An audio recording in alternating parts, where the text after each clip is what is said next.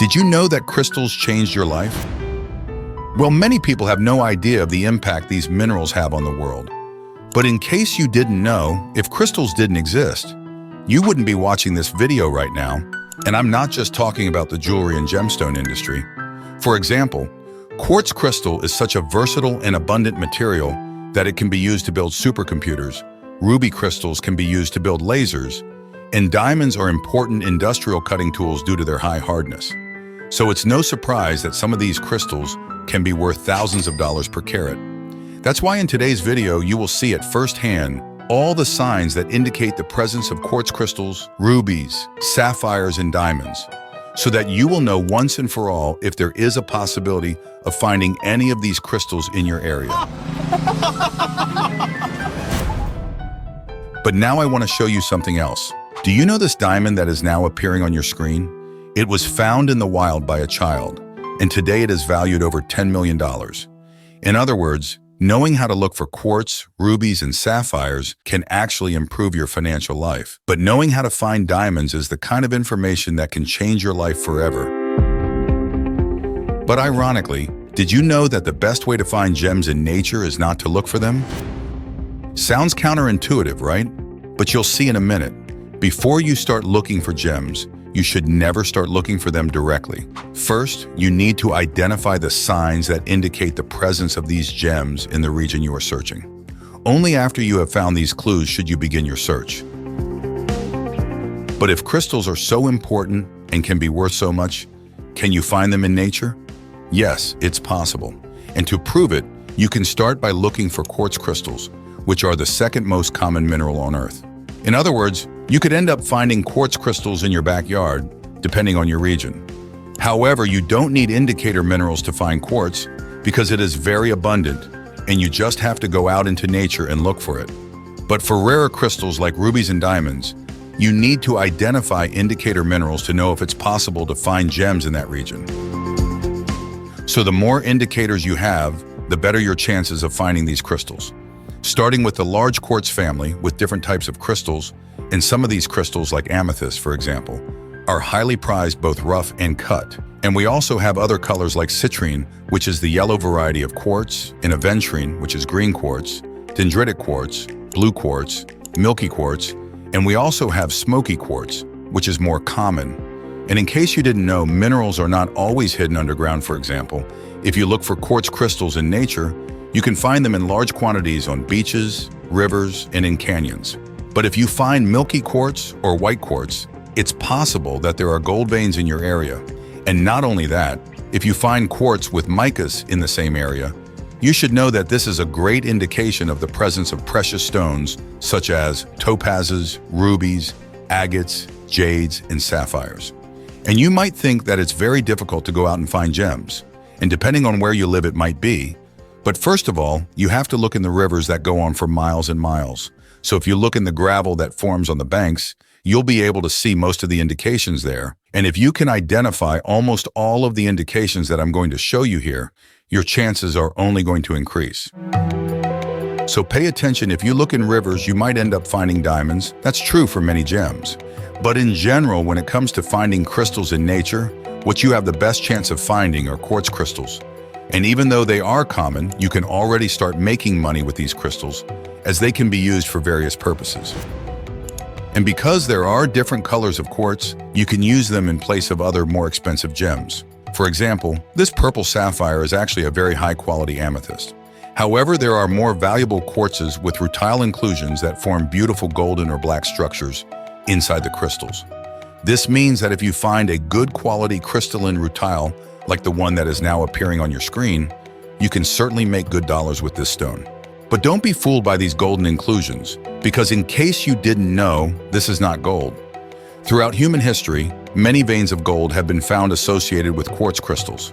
For this reason, some lay people end up breaking these stones to extract what they think is gold trapped inside the quartz crystal. But they end up frustrated because rutile is just a compound of titanium dioxide. So if you find a piece with this characteristic, you already know not to break it. It will lose its market value. And to find a beauty like this, you just have to be careful when you go looking for these stones.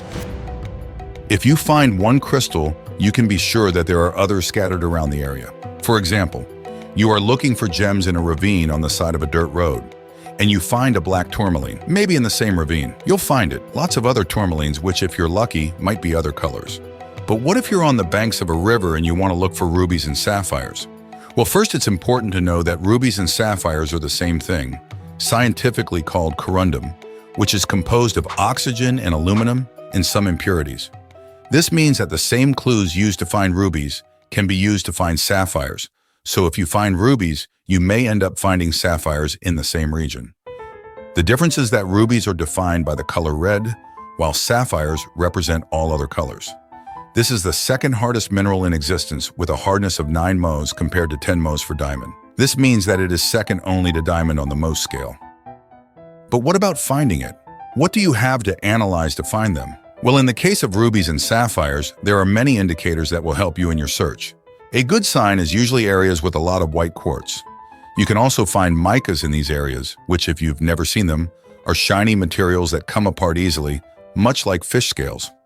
Another important indicator is pegmatite, which is basically a granite-like rock made up of a mixture of quartz and feldspar. There are usually huge walls of this rock in the region, but when found in smaller quantities, it is a hard rock full of visible granular inclusions, usually grayish. Alumina gneiss rocks are also a good sign. These rocks have a lot of aluminum in their chemical composition, which is the main element in the formation of rubies or sapphires. Because of this, they have a lighter gray color and in some areas look a bit like granite, except that the stripes are longer. Some zoisite minerals are also often found in association with rubies. So if you find green pebbles with pink dots, keep an eye out, as this could be a strong indication of the presence of rubies in the area. In addition, finding basalt, marble, and granite could also be a good indication of the presence of rubies and sapphires in your area. Because rubies and sapphires have a high density, they can weigh almost twice as much as an ordinary stone compared to quartz, jasper, or agate of the same size. For this reason, these crystals tend to accumulate in cavities and riverbeds, taking only lighter stones with them. Garnet, for example, is another mineral that indicates the presence of rubies and sapphires in your area. And because it is a heavy, precious stone with a reddish color, it can be mistaken for a ruby, but the color of garnet is different from that of ruby. While the red of a ruby is more pink, the red of a garnet is more brown. One test you can do to identify rubies in a practical way is to use ultraviolet light. Under ultraviolet light, rubies have an intense pink color that stands out, while the other stones will be the same color as the ultraviolet light. Oh yeah, that's 100%. It's a chunker too. Oh my What? God. Oh my goodness. Are you kidding? Right on the surface. But what if you want to find diamonds? What clues do you need to look for to find them? Well, I'm sure this video will change the way you look at things.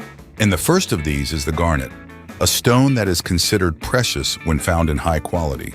So if you don't find diamonds but you find good garnets, that's already a great find.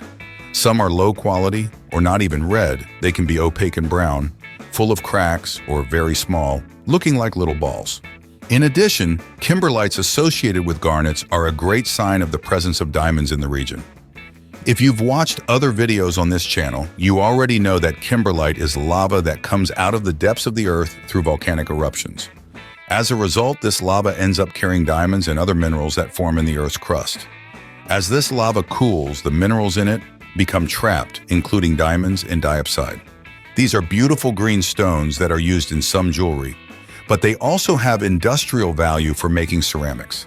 Diopside is green because of the chromium and is often found in the same regions as diamonds.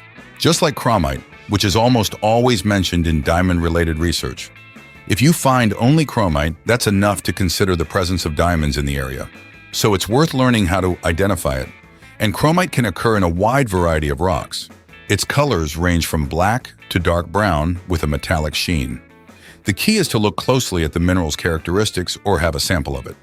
This will make it much easier to identify when you're standing in front of one.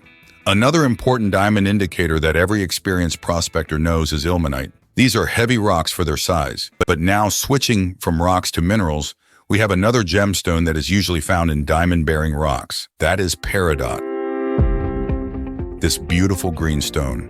You may not think it's as green as this one, but it's important that you recognize it, because although peridot is also a precious stone, it is a very beautiful one. We're exploring it to see if there are any diamonds in the area.